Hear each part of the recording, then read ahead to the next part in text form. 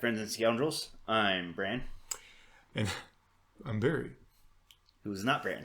Who's not Bran. I'm not. No, I'm more serious. This is a new me. Sorry. Carry on. And this is Bluff's Reach, where we kind of talk about trying to be better people. And today we're talking about identity. Such a good movie. Born Identity. Born Identity. They're okay. I know. So, we're kind of building this path. We started with nutritional health, moved into physical health. Now we're trying to get into a little bit more mental stuff which is a lot deeper. Yeah, and it's stuff that kind of, it laps back around, right? Like, I think we're trying to always connect the dots to understand like why we get away from these foods and why these foods can help and why these, the mental habits can help the food and food helps your mental habits. Exactly. So it's still something I'm trying to figure out with myself. Honestly, it's. I think it's really, for most people, it's a really. The only reason my stupid butt stumbled into like, okay, I know this works, because I went so cold turkey on so many things. Yeah. And it's not really enjoyable. It can be done, and I would recommend it for everybody, especially to get your gut clean. That's just my take on it. But I think that balanced diet is more enjoyable for your environment and you and people you're around, like broader. Oh, definitely. That is and that's incorporating all of the like social gatherings and stuff. I'll talk to you about that afterwards. Fair enough. But reason why we want to get into identity is I think it's a large part of the puzzle that we face as a society, and particularly the idea that group identity kind of trumps personal identity. Okay. In a way. And what I mean by that is that most people today their identity seems to be tied by an external group, being the queer community or your politics. Well, it's a very loud thing right now, right? Is it? Do you think it's more popular though? Do you think it's more like you have to have an identity, like? Because like you see on social media, and this is I think a cause of it. On social media, you see an identification, right? Mm-hmm. He, him, or my thoughts are my own. You see these different, these brandings of yourself. You think that has to do with it at all? It's something that if I look back through my personal history, as far as I can understand it, without doing research into other eras, it seems like something that's been building, especially within politics, being more, I'm a conservative, I'm a Democrat, I'm this, and that slowly taking over as the next generation comes. And do you think that's part of just the social environment, the ecosystem that we're in right now? Because we've always it's just something that's been building up, so it's created this social environment that we're in. From day one, like we've always had, human race has had an identity thing, like just based off of like instinct and safety, right? We identify this, that, it's like it goes back to like sports teams and your high school, rival schools. Yeah. I associate these colors are good. That's my rival school. Grr. Yeah. And that goes back to ancient time where our instincts originated. Where what's safe, how to identify what's safe. And as we learn through this book, we never got a chance to talk about Power of Strangers. Talks about that through history, where you had different tribes, and it was a identification of a real legitimate we'll kill you if you come over here kind of thing, and knowing who's safe and having those different markers. It's I've gotten out of it a little bit because I want to be able to get myself back into it a lot better when I'm ready for it. But I started reading a biography of like Cheyenne people and Sioux people. We talked about and just it's fascinating getting this snapshot into their cultures, because they're people who were at the end of their free reign, really. Yeah. Well, there's a great just a well known, like you say, Geronimo, and many people will know that. They at least know the name. They know the name. Mm-hmm. They know the name. I would read the book Geronimo. There's even audio out there. Yeah, that one's on my list. Oh, at some point, and that has to do a lot with that. The fall of the tribal peoples and of the different tribes. That's great for just Wooden Leg alone. Also, is very heavy. Wooden Leg's great. Black Elk gets into it. Geronimo, Crazy Horses does. Yep. Because these are all figures that are real prominent because they were there at the end when the Cheyenne surrendered at Fort Robinson. And the nuances of these, whatever it was called at the time, I don't remember. Right. But there's so much nuance that we're getting off a little bit here. We did get off, but my point on that was it was fascinating hearing reading about their different identification markers. Sometimes it's haircut. They had ear piercings, and whichever ear was pierced identified your tribe. Where it was pierced on the ear identified your tribe. The clothing, all these things. And that's what made me think mattered. That's what made me think about Geronimo specifically. Sorry, but there's a moment where he makes recognition. So. But I'm gonna, since we're already a little off topic. Yeah, go for it. I made the comment about generation to generation things being lost. A really great book that I just recently discovered is Orphans of the Sky. Okay. It's written by the guy who did Starship Troopers. Oh, really? And it's fascinating because it's this spaceship that's been moving through space for generations. Like, nobody knows how long this thing's been floating through space. And it's some kind of like Wall-E, get off of Earth escape kind of thing. Because Earth went to crap. Yeah. Okay. So, like, it doesn't get into the backstory of that. Right. It's really irrelevant. Right. But it's fascinating, like, seeing this. And one of the major themes, at least in the earlier part of the book, is how ideas change and are manipulated and sometimes lost through generations. Yes. Very, very. So, and that ties us back into it because, like I said, this is. Everybody likes, Trump's the great divider of the country, but he really isn't. This is a pot that's been boiling for decades. Well, it becomes, like I talked about this when we were off camera, right? Off mic. But there's always escalation. It's just a natural flow of things unless we're consciously aware of it. Unless it's baked into you have to be aware of it. Yes. Because this stuff does roll slowly. Yes. And it's the frog in the pot. Yes. Which I'm sure you're familiar with. Choco talks about it all the time. Keep on turning on. Yeah. No, we people are very familiar. But escalation just, like the frog in the pot, it just happens slowly over time. And most of it is driven just in an organic way, in a very organic way. It's through our society, it's money. It's after that dollar is a large driver. To get a better bottom line. Push through the entertainment. It's push through the entertainment, which is also the same thing. Push through politics. And just right, yeah. Anyways, but yeah, like there's escalation which happens. That's why things that were once edgy become dulled. That's why music becomes old and then back again. Yeah, there's a recycling, but it comes back with a new thing. And that's why things are taken for with it. Right. Well, that's why things are taken for granted. That's why, things get taken for granted, and then you have a breakdown, a literal breakdown of society, and to get preachy, but we might be experiencing a little bit of that here and there. I mean, it is happening, and a large part of that is identity, and to circle it back around, if we will, sure, by not having your own personal identity, you don't cultivate nuance within yourself, and it makes it more difficult to see that nuance in others because. Well, we'll get into that. Okay, do you think that, let me know if this is off or if you touch on this at all, but do you think that children feel pressure to manifest an identity earlier than they have before? Not at all. I think it's actually the opposite. We're not helping our children cultivate an identity. Like, think about yourself even. Here, let me phrase that then. Do you think that they are being pressured to identify with an idea? Well, to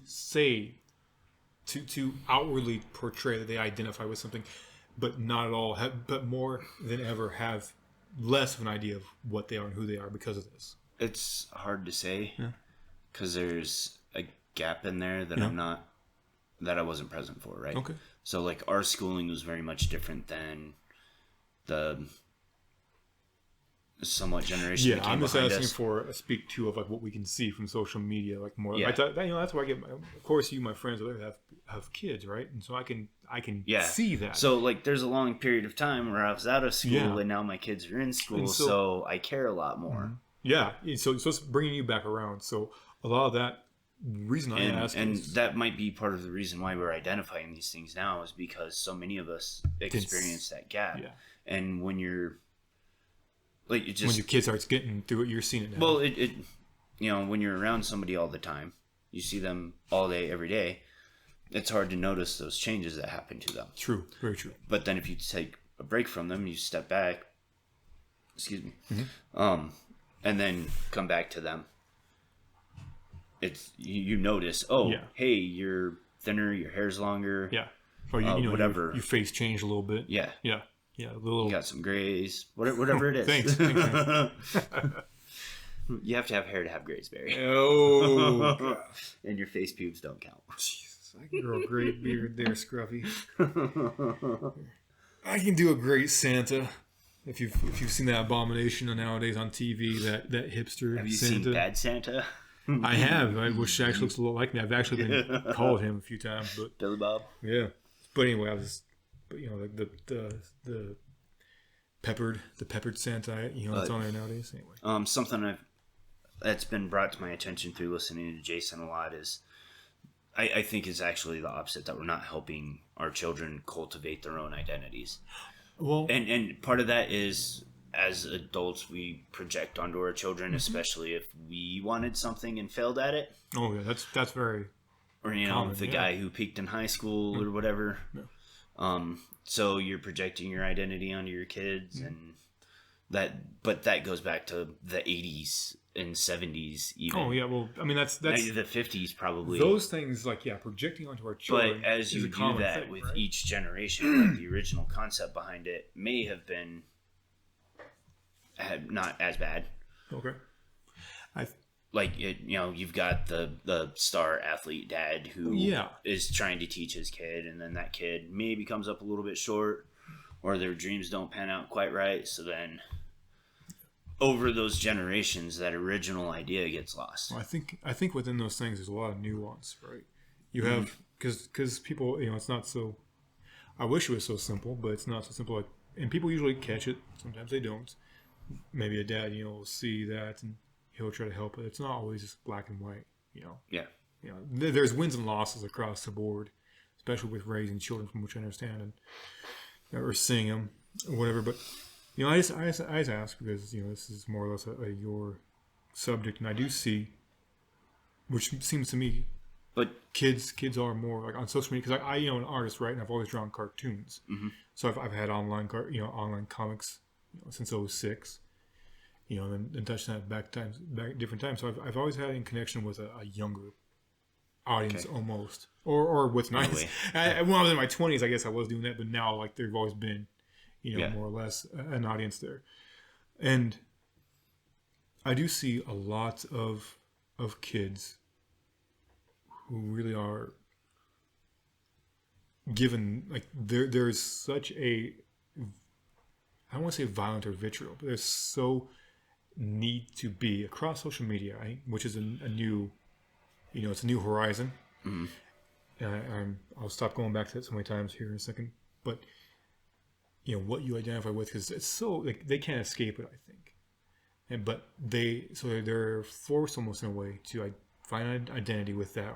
And there are things that appeal to them. Not to get me wrong, it's not all manipulation, but there are things that appeal to them. But they themselves, like we were, like all youth are, trying to find an identity.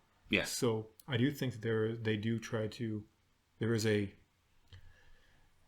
theme to have an identity across social media with all of the, what is your Facebook, what is your Instagram, what is your Snapchat, what is your whatever you want to call it, TikTok, and what do you do on that versus who you are really, and what you know about yourself. So it's almost like, learn to, run before you can really crawl. Trying to have an identity before you even have an identity. Yeah. So feeling, something that is in a similar vein is like the child stars. Yes. Oh, sad. We was talking about that, but yeah. So and that's and that's again why I think that we see so much. Well, I just want to point out a couple great movies that help highlight some of the things we're talking about here right now. Yeah. Is Whatever Happened to Baby Jane. You ever seen that one? I know of it. I've never seen it. It's an old school movie, but it's two sisters that are both child stars, but one of them gets all the spotlight on her, and she rises up like a giant flame and peters out just as quickly. Like a flame that goes up too quickly. 15 minutes of fame, which consumes all of its oxygen, and like most of them, even today, gets into things and has some accidents. And her sister has a nice, steady, long career because she's in the background more, and she actually develops as a person and in her craft.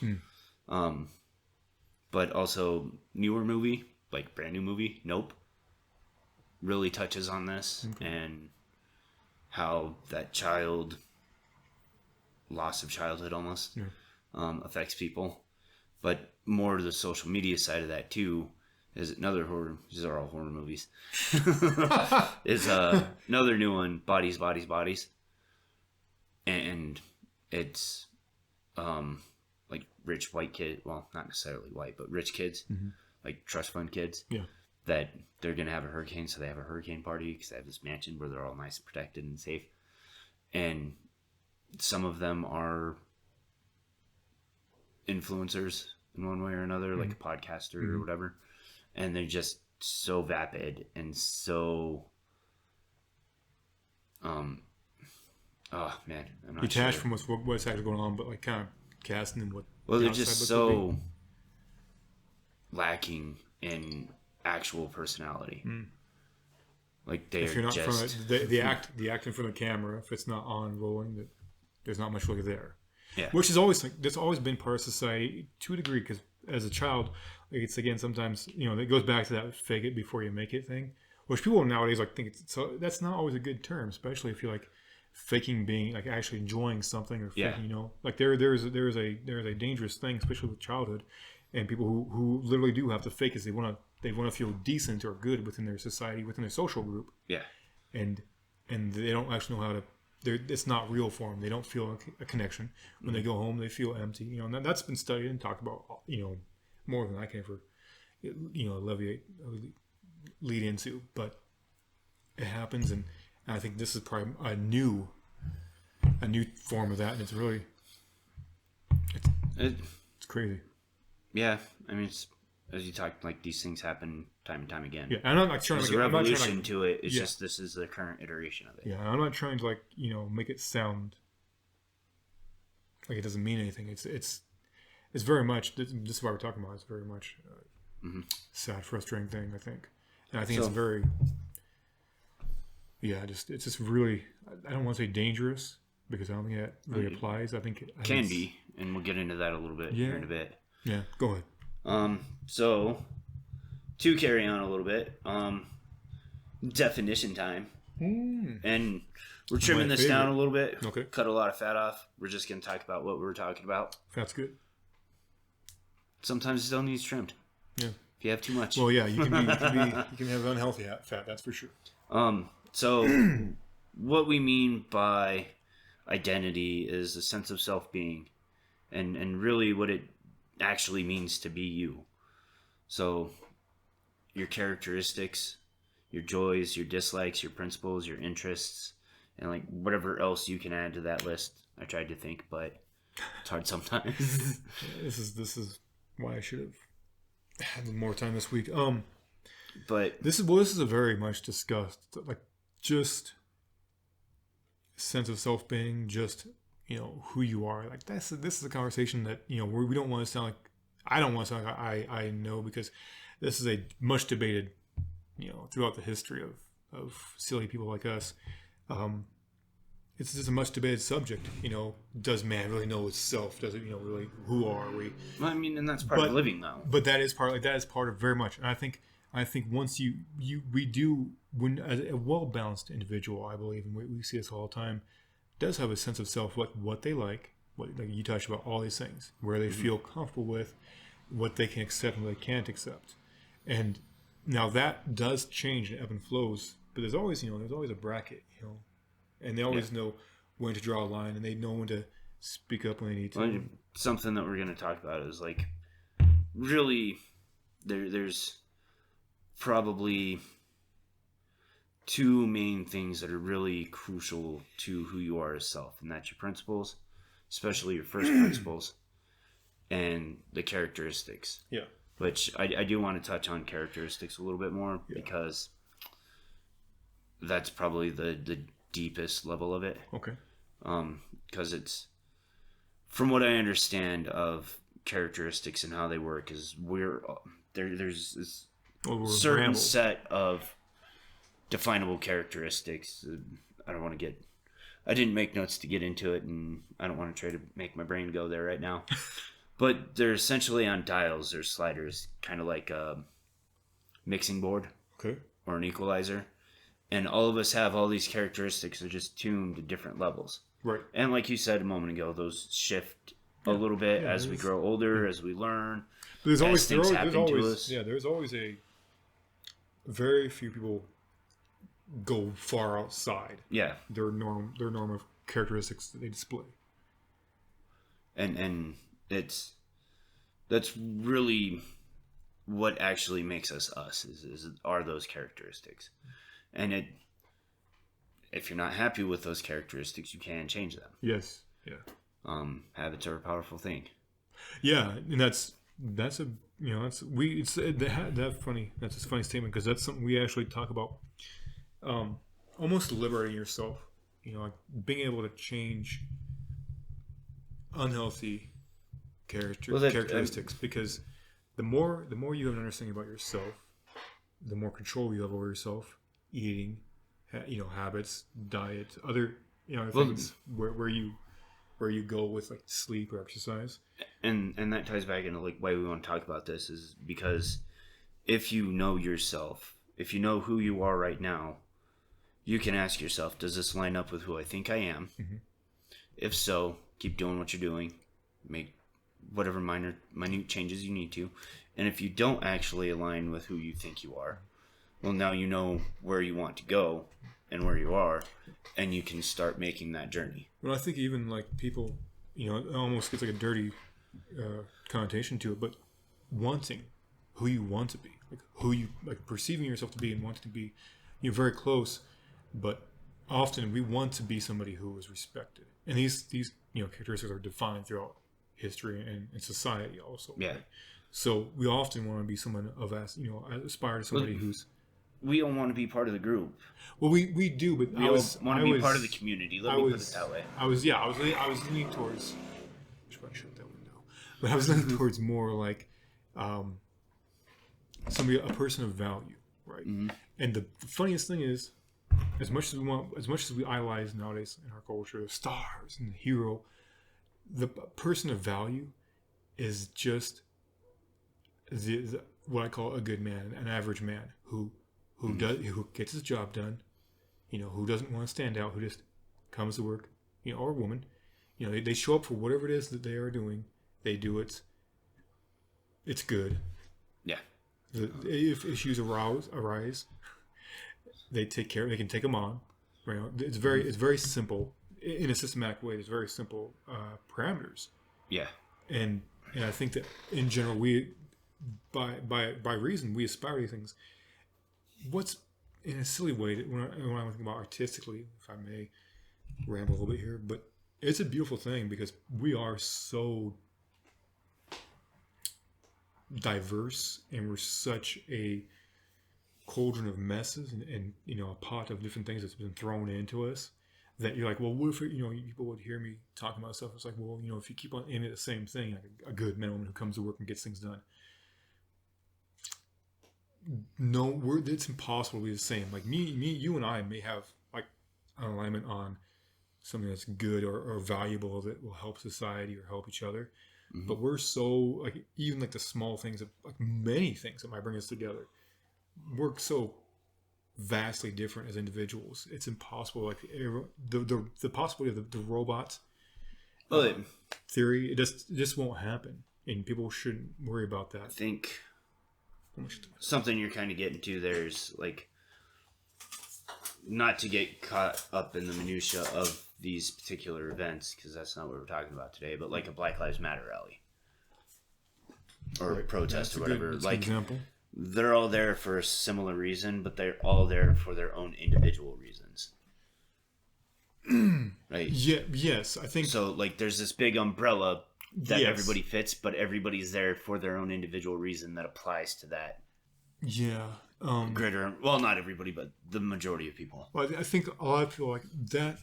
Those movements that you see pop up in every generation happen because people do like again they want to contribute and they want to be good and make a change for the better, a healthy change for society. Well, and again, like I'm not trying to get caught up in the minutia of these events. Right. I'm just pointing out what you're. I'm using it as an example for what you're trying to say that's there. I think that works good. I think so. Because it's something I've thought about a lot with a lot of other things. It does happen, and that is a legit example. But it's just there are brackets and there are parameters, and they do apply. And I think when we are trying to change, because again, it's funny how aspiring is a good thing, right? Like nowadays, people are like the whole like be safe and don't push too hard, take a rest when you need to, don't work so hard. Make sure you get, all this. That's so far off of what you need. You need to actually aspire. You need to push yourself. Again, what Jocko said. It's funny. Jocko, this is true. It's so funny, but it's true. When you need a break, you'll get one. Yeah. No matter what. No matter what will happen. Idioms that we've talked about as idiots. Chase your dreams. Something that I've kind of put together myself because I listen to some people and a lot of them like to bash on the American dream, that it doesn't happen for everybody. Right. But it's called chasing your dreams, not sit around and your dreams happen. Exactly. And that's what's this. I won't get too far off, so time me here, but that really is for 2 minutes.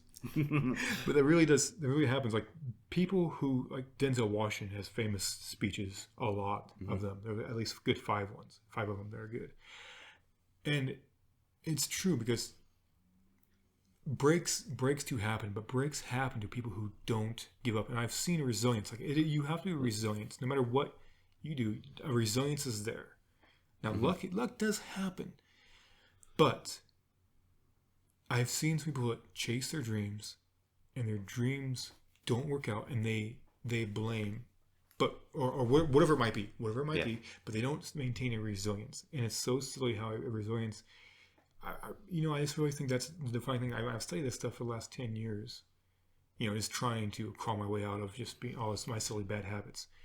And one that I still work on is that, like the con, if that goes wrong or goes bad, it doesn't happen how you want it. Okay. But what do you want to talk about, how bad it was? Or you want to say, okay, well, let's do this. Let's try this. Just believe. It's a natural belief of what can be. And you hear people say, well, I believe in this. It's really a resilience that's there. It's a long walk down a windy beach to figure out that you need to find out who you are. Yeah. Windy beaches is nice. Sorry. No, there's a lot of good in there. Something that I just thought of is that I think we're talking about this like this is a major issue with a lot of people, but it's identity. A lot of the stuff we talk about, but I think we tend to as people, all of us tend to overblow things. Something where our recording conversation started. Yeah. And a lot of these things apply to a very small group of people, right? So like you're talking about we want to be movie stars. Well, no, that's an example. Like that's I know. Aspiration. That part of our pre-recording conversation though is that like we say this and it makes it seem like it's a bigger problem, but it's not. So I just wanted to take a moment to say that we recognize that it's not a large problem for a large part of society. No, I'm sorry if I made that seem like that. No. When I say like we have aspirations, or we like a movie star or anything like that. It's not related to anything you were just saying, Barry. Okay. I'm just doing a butt covering. Okay. Fair enough. Yeah. No. Like most people just from my understanding, we aspire to fit in society and like again like be good, like give back and have something like give back to us. So yeah, I think that's kind of where you started on your like that's just on your like stroll aspirations, there. They really are. But we do aspire to be part of society and our community because there's safety there. Yeah. And it's what we are as animals is our social animals. So we always want to project being a good person. Realistically, the easiest way to do that is to just be a good, responsible, respectful person and respectable. But we all know that there are plenty of people out there that fake it till they make it and aren't actually, they're not necessarily bad people, but they're not good people either.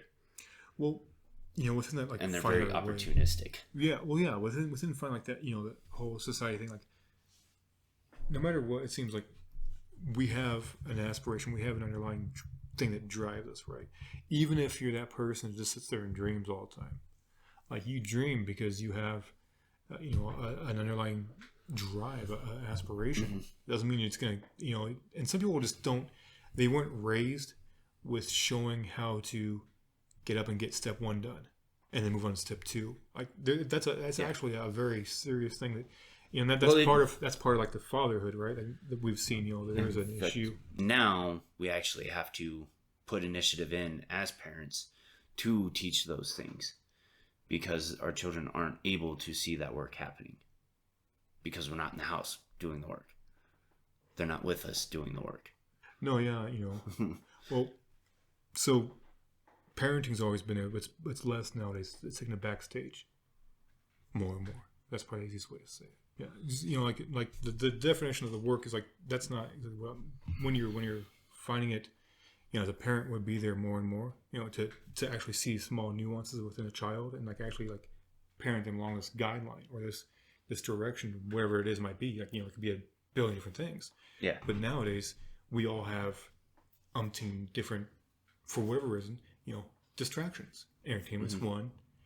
So just it could be, but a lot of it is like different forms of entertainment, but they have their own different niche. Or all right, do you want to move on to? We're at damages. Yeah. So damages being done. Again, think people are associating more to group identities, which are really more. I view it more as a label than an actual identity. Okay, yeah. And we're confusing those two things. So again, it's your politics, whatever orientations there are, sexual, gender, whatever falls under that umbrella. Military. This is a big problem with the people coming out of the military. Skin color, like whatever these things are, people are using that as their identity, which doesn't actually have much to do with who they are. And it's the reason why I think it's a problem is because when you hold that view for yourself, you ascribe that way of thinking to other people, so you assume other people are also that way, and you have a tendency to identify them as their group. Well, we want to project like the virtue things we see as a virtue on like projecting, people, right? Yeah. So and I think that's a large part of where the nastiness comes from, because there's no nuance in understanding yourself, so there's no nuance in understanding other people. That this person might be a conservative and a Republican and I'm a Democrat, but those two groups of people have a lot of things in common, and they want a lot of the same things. They just want to get them in very different ways. Yeah, I think that's definitely you can see that just happening, right? Yes. I think that's definitely... Which is why it's sorry, not to... No, go ahead. But it's part of the reason why it comes up so much is because politics is the biggest...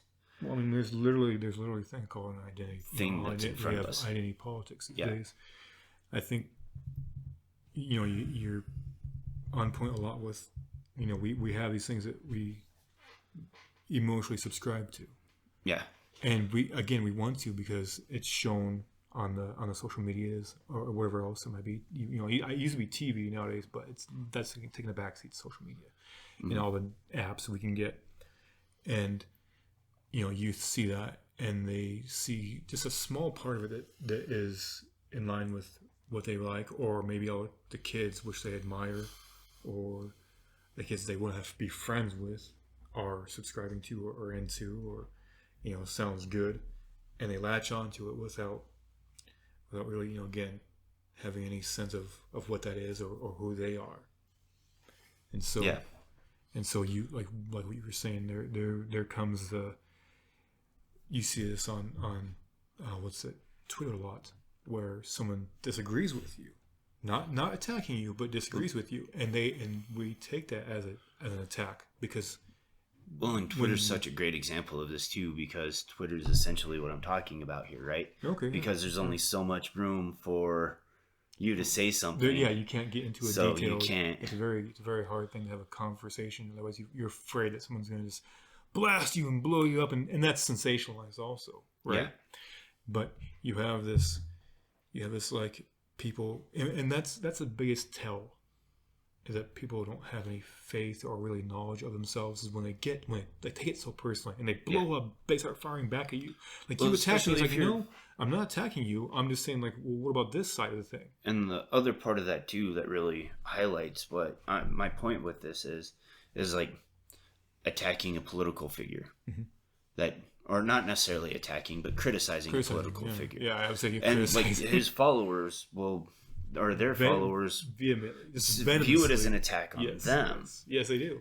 Yeah. Because we're part of this group. Yeah, this is my group. Yeah, absolutely.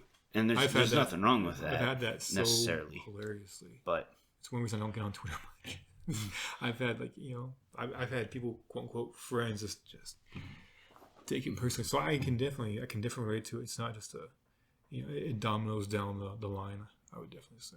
It's a very and it's one of those things, again, that if you have a better sense of who you are, you can be a Democrat, but it also gives you more ability to be critical of your own people. Well, yeah, which is the most important thing. Whenever you lie, like I am critical of myself and other people. Like the biggest thing, like I talk, okay, right now we're faced with a lot of things we should be wary of, right? We talk about this all the time.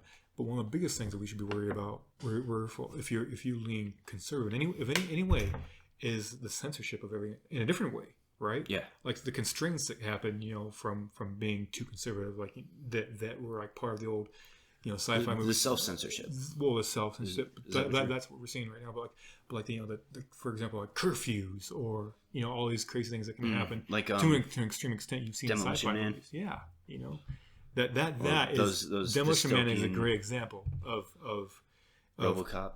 Yeah, of conservative, radicalization of just too much, right? That's just as bad. So I will, when people start going that direction, as they do, and heck, even I, you can get onto this beat and you just keep on going, right? So, sorry, I was just thinking of a recent real world example. That's right, but yeah, it happens, but, and that's why it's good to again be where your sense of self is or where you identify, but have enough sense of individual self, that you can say, okay, well, why am I getting so heated over this? Why am I, this shouldn't control me.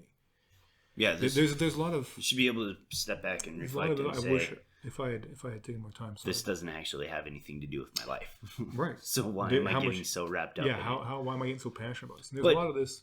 Sorry if I can just make. Yeah, sorry. I wish there was there's a lot of things that Socrates and like other people of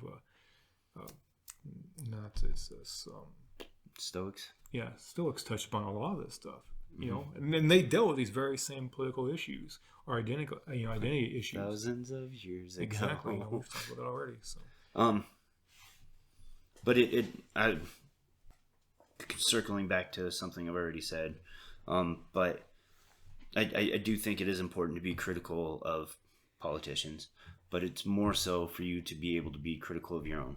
Because if you're a Democrat, it's easy to point the finger at the Republican and talk about how bad they are. Well, that's the first sign of a person who's sorry to cut you off, but that's the first sign of somebody who is a capable individual, somebody you can trust, and somebody who you know you should be wary of. Is if they can criticize themselves, that shows also humility. Mm-hmm. And if they can't criticize themselves, which shows cowardliness and a lot of other things. Yeah, because again, over decades, we've had this separation of people just defending their side blindly, no matter what. Yeah, and I think vote this really, way regardless, and that's and I understand that to a degree because it's your voting, so it's a reflection of you and your values. But sometimes, if you voted for that person to do the things that actually align with your values, and they're not, so you should be calling them out. Yes, exactly. Yeah, ownership, which is, I think, actually. That's one of my. I don't think that's my first ownership of this podcast. But also the other major part of this, when you're so wrapped up in this group identity, that when you're removed from that identity, either voluntarily or usually involuntarily, it can be very traumatic for people. So again, military is a great example of this. And this is an example in Atomic Habits. I finally got around to reading. Right, I was going to say that's part of. It's you have these military personnel who are soldiers and sailors and team members and whatever airmen, and part of the transition period doesn't take the time to. All right, what does it mean to be a sailor? These are the characteristics that make up soldier. These are the characteristics of being a soldier. These are the characteristics that you still hold. So you're maintaining that sense of identity and letting go of that label. When people like Jocko's detractors will attack these things, right? Well, he's a soldier; he's been brainwashed, right?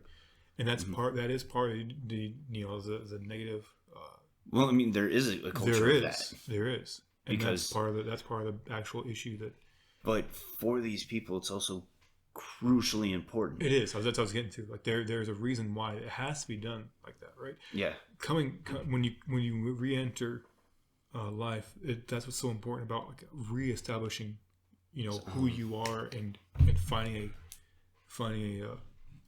Because actually, a new.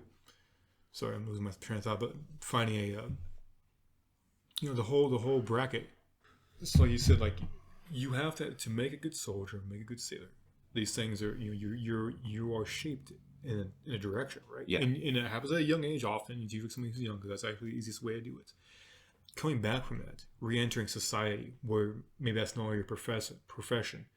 I can only that I've never been there, but I understand the nuance, and I do understand that people need to have something to latch onto to identify with. They need a purpose of something that pushes them just as hard, that they can aspire to just as much. And that rarely happens. As I call it, it's when the detox happens. When I come back. Well, and from that lifestyle, from that soldier. Again, you have this soldier identity that's been such a strong part of your life. And it's Jocko Podcast, episode 350. I can't see all of the titles, so I can't see who he's with. But he's got this gentleman on who, like, this is a big part of what he does now after leaving the Marines, is helping these guys keep a sense of identity and keep their sense of community. This one of the many things that is leading to so many suicides. Yeah, is that the one? Like he's had a Tom somebody. Yeah, Tom Schumann. Yeah. So he's had a few gentlemen on there that do that, and gals, right? Yeah, he just had 2 episodes talking about mental health, and there's other aspects there too. And again, like pulling this back, like this is not just military, but we're talking about military because it's one of the things. It's just a really good example. It's a good example. This is a great example of identification and what happens. And it's a big issue because a lot of guys are killing themselves. Just for our military, our military people. Yeah. And I'm gonna go on a little rant here for a second because awareness is dumb in this day and age. Everybody's aware of everything. What are we doing now? Now that everybody's aware, what's the next step? What are we doing to deal with these things? That's part of the reason why I wanted to bring in the military thing. Okay. Rant over. Okay. So I'm gonna discuss that. What your statement. I wouldn't say that. I think that there is purpose being made to make sure not everyone's aware. Because with a flood of influence of entertainment, because the more people are aware, the less people they are bound to spend money on the largest things that make a large vacuum of money, and entertainment, food industry, all these things which have made people unhealthy in many ways. Awareness is important. I'm just over it because everybody talks about awareness, but nobody's actually taking any steps to help. Right. I think it's a buzzword. I really think it's a buzzword. It is in a way. It is. I don't think anyone's aware. It is aware. virtue signaling. It is. People are aware. Like, be aware. It's like the same thing as saying be safe. Mm-hmm. You know what I mean? It's like you don't want to be. You don't really wish that person to be safe because you are inhibiting them. You are not making them stronger. You are not making them able. You are making sure that they are a soft little pillow to land on every single time they sit down, instead of actually making them tough and durable and able to actually enjoy when something is soft and cuddly. You know what I mean? Yeah. So yeah, like the awareness thing is just virtue signaling, as you said. It's just a slogan. Yeah. I think people are not aware. It's the most maddening. It's almost like it's actually we're less aware. We know the word awareness. People are very aware of the word awareness or the term, but they are not aware in any way. And it's almost. I think it's almost. I don't want to say, but like before, let's move on. But you can almost see like the businessman. This I made awareness popular, and they're all freaking just zombies eating the same soda. South Park episode. Yeah. What's your scars? Oh. I have seen that one too. Very much. That's one of the better ones. Anyways, so we got into this one pretty good already. Yeah. Is the lack of consistency with your principles, because if your principles are tied to this external group, you don't have any principles for yourself. So it's very easy to get caught up in a moment and appear contradictory or actually be contradictory or hypocritical. Yeah, and I 100%, man, and I really feel that, and I think that's a really sick manipulation of people nowadays, because we want people deserve, and we're trying to scrap. Things are just moving so fast. Yeah, things are moving so fast, and I think that there have been things that have happened by Western culture. Mm-hmm. The wars we just came out of weren't the most wonderful things. I know that there is great nuance to it, right? But if someone feels guilty, okay, I don't think that's really them to own, but I do understand it. Yeah, I do, and I do sympathize with that. And so for they will see, as there's any subscribe to whatever social justice cause you want, and I get wanting to wash the taste out of your mouth, the bad taste, with that. And there are people. It doesn't go one way or the other, because like Trump's people are just as bad about it. Oh yeah, well people. Yeah, we are bad about this. We do this, and like I even also there's times like I question because I love Jocko's stuff, but I question his stuff. And I know not all of his stuff applies to me. Yeah, Jason Stapleton, like I like his stuff to a degree. Not all for me, mm-hmm. The only stuff that it's like Sam Tripoli is a great example for me. It's a Tinfoil Hat podcast. Yeah. Like it's literally called Tinfoil Hat. I know. Yeah. For the people who don't know, I like listening to conspiracy theory stuff. Yes, you do. And some of it, I've kind of been shown to be right. Yeah. But there's a lot of stuff where I do have to go. Yeah. I don't think that bucket's got a lot of water in it. and like I'm right there with you. That's why I like what you're saying. It sounds interesting. It's cool, but you're wrong. Yeah, the chances are I'm gonna say no on this one. Yeah, right. There's this, and that happens. But I think it is good to question nowadays. Mm-hmm. It's important. It is. Yeah, it's key to the key to proper progress. Yes, is questioning things and being able to question things. Yeah. But my example that I had here, and this is the thing I commented on before we were recording, that I changed. Is this idea of visual representation, so movies, TVs, stuff like that, and how much it matters for all these people, and that the implication behind that is that you can only identify with a person on screen that you share physical attributes with. Yeah. And my problem with this is that for little white boys, all of their examples, or almost all of their examples, are bad and toxic people. Yeah. So if we're trying to curb toxic masculinity, why do we only give them this to view? We're not getting into this conversation. I was going to say, I don't want to go off on this. Open the rabbit hole. I'm just pointing out the inconsistency here for people who haven't realized it and people who will be receptive to it. Just a wake up thing. Please pay attention to this thing, because I don't let me go into that. Because I'll go. And I do ask, like, how many movies are shown in the last 5 to 10 years where the white man isn't a bad guy, or even if he is a good guy, isn't a complete emasculated buffoon? Yeah, well, and it even goes to the opposite, where, before I move on, like, for example, the newest He-Man, where the bad, toxic, traits that we show, that everyone is up in arms about, we're going to take those, but it's okay for the female lead now to take on those traits. Yeah. And look how awesome she is. Captain Marvel is toxic masculinity with a pair of boobs. Yep, that same thing happened to He-Man's female character, who God dang it, name escapes me. But she was if you are a fan of the old He-Man cartoons, which these people aren't, especially Jason, or what's his name, Kevin Smith, because she was awesome. She was very much her own person. Oh yeah. Like those episodes were like if you nuanced actually for a child watch episode, they're so flippin' nuanced in a simple way, but directly. If you go back and watch a lot of this stuff that existed at the time that's considered so problematic, a lot of it's actually right in line with what you want. Yes, very much. But so, like, Samaritan was the first scene that came to mind because it's really new. Yeah. But it's Sylvester Stallone, and he's essentially a hero. Except, and I'm going to spoil this a little bit, one of the main themes of this movie is that your heroes aren't always what you think they are. Yeah. And so, he's a good guy, but not really. And then Outer Range was the other one. I don't watch a lot of stuff anymore. Movies, TV, like most of the movies and TV shows I watch anymore are horror or something that just really grabs my interest. But Outer Range was another one where you have a male kind of protagonist, but he's also a big piece of crap.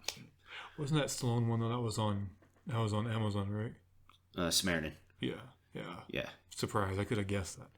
But like, it's being the that's not an old, that's nothing new, right? For if I may, like, it's nothing new to be a guy that was thought of as a hero and then like have some horrible past, but that's usually an anti-hero. It's not, there's not a manipulation to a character that nowadays that's what it is. It is very much a manipulation of an audience too. One of the newer Scooby-Doo movies. Yeah.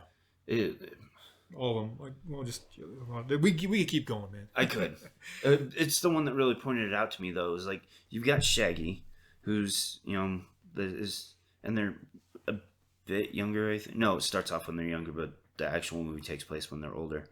Who's just there, and then you've got Fred and the good guy, superhero guy, and they're both buffoons and toxic masculinity, and the female characters call him out for it. I'm like, well, but what do you want little boys to do? Because this is all they have for an example. They think they're making a bad, example of them. Like, don't do this, but what it is just they want to feel like they're the people who are making these. I know. It's the Tom White thing. Okay, it's like where they believe the person who was actually writing this, they're like, God, I'm so great. God, I'm so awesome. Look at these idiots. They're hopping on that BS train and just, it's no good. We should move on. Let's get out of this rabbit hole. Yeah. But to tie this all back together, when your identity is internalized, it means a lot more to you as an individual to be consistent. Because it is more of a direct reflection on your personality. Well, and if you're a respectful human being. Yeah. Well, when it's internalized, you definitely put more weight into it. It's Yeah. So you are. But another thing that I've noticed over the last little while, however long it's been, is definitions and why they're so important. And I forget what I got it from, but it put it perfectly why definitions are so important. And it's part of it is when things are allowed to become murky, you lose a sense of what those things are. Well, and it's a communication issue also, there's which I think is the bigger part. The reason things, when people want to murk the water up, they want to manipulate. They want to be able to change things so you don't have a good argument or a good understanding of where you're coming from. Definitions give us a point of origin. Well, this focus and clarity. Yeah, this is my chart, and here's my, I know where I'm at, and here's my destination. Right? Yeah. And that, destination definition. But it makes it hard. Yeah, you kind of nailed it there. It makes it hard for us to know exactly who we are and what we want to be. So what we point, knowing, having a sense of who you are, you can try to align those things with who you actually are and who you want to be. It's why when you see like a court case, or even nowadays we see it played out more on Twitter per se, right? But when you see somebody attack somebody on a personal level, right? They're not talking about the subject. They're not talking about like there's not an argument for against whatever they're talking about. They're attacking that person because they don't actually calling Gary Johnson a baked potato. Right. Yeah. Pun absolutely intended. But I think the other thing that gave me the clarity on why definitions are important is because of language, because of communication. Because I just use it as an example, because it's relevant, is racist. So when somebody says racist, and your and I's brains, I'm pretty sure, probably pretty similar, we're thinking somebody who's bigoted towards a group of people based on their skin color. Whereas a person who would be calling us racist is calling us racist just because we're white and power and whatever because murky garbage is. Currently. So we're speaking to, even though we're using the exact same word, we're speaking two completely different languages there. And language is important. Being able to communicate with one another is huge. And just existing with each other. The same sort of like, it's funny when it comes to like racism and like, so it's, a lot of it is what is understood as race nowadays is really culture, and you see this a lot, and there's a lot of it plays out. And there's like, a lot of conflation there.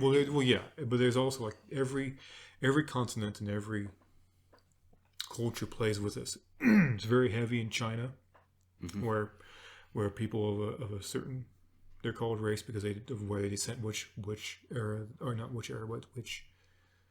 It's not Providence, I don't think. It's, what is it called? Well, racism, I think you're getting at the point that racism takes different forms in different places. Yeah, well, it's different. It's different.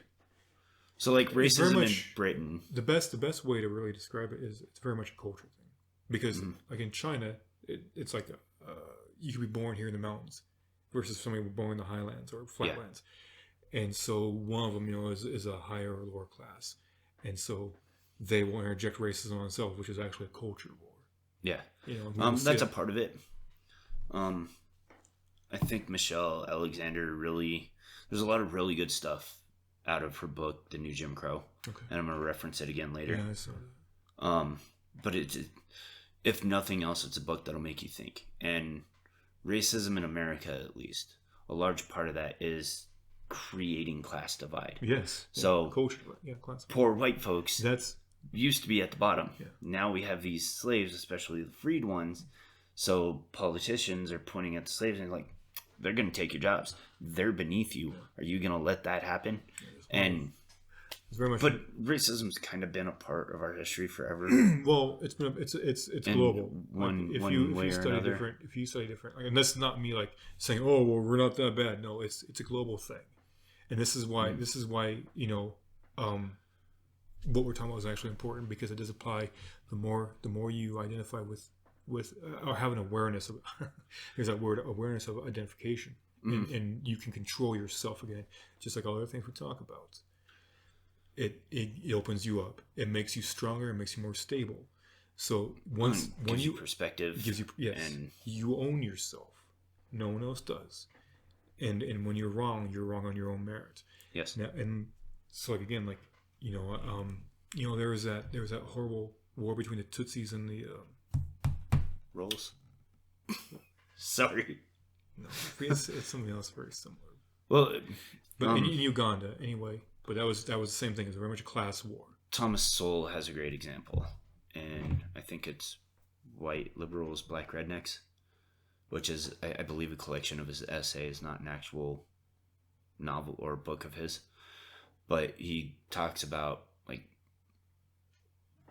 a lot of what we would call racism is like a person of a different culture or ethnicity moving into an area, and they suddenly become successful because they're offering this new product that nobody else has to offer. So then the people, so then the people that are already existing in that neighborhood become resentful of that person. And this can happen honestly. You see, like, it's funny. The way that race, as we know it now, gets introduced into it, is these things that you touched on earlier. Visual identification. Yeah, it's the easiest. It's instinctually, it's the easiest thing for us to identify with. Before, it's people of different color. It's like gangs have different colors. Exactly, and we're different colors. That way, you're easy to identify. Exactly, and it's the same. It's the same exact thing, and that's what before. If we didn't have just like the natives, right? Like they had the same territorial, or but different wars, different. Like you hear about it's talked about in Geronimo, in all the books I've ever read, and the different tribes and different nations and how they interact with each other. Yeah, it's the same as China. Some that were very peaceful, like the Cheyenne and the Sioux, and then you had the Crow and the Shoshone and the Pawnee that were probably this generation-long battle that was going on, that the people fighting now didn't have any idea why they were fighting. But you know what? Those are crows, and they stole our horses. That's our Let's steal their horses. That's one thing that actually happens. What makes me remember, like, every time I think about Geronimo is when he's stealing horses. Well, and they went back and forth, and if you got caught, that's. Hope you didn't sometimes. And there's a nuance sometimes where it's just life, especially during the times, right? That's just life, and sometimes these things just happen, and you're not safe there or whatever else, and that boils down to not communication, this